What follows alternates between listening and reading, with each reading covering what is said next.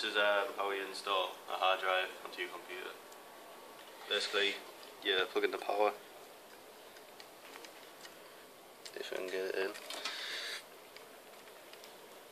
It's a bit annoying to get in at first.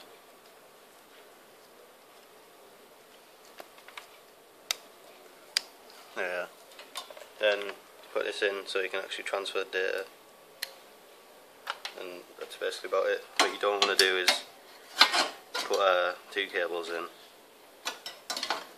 like the 4-pin we have here, and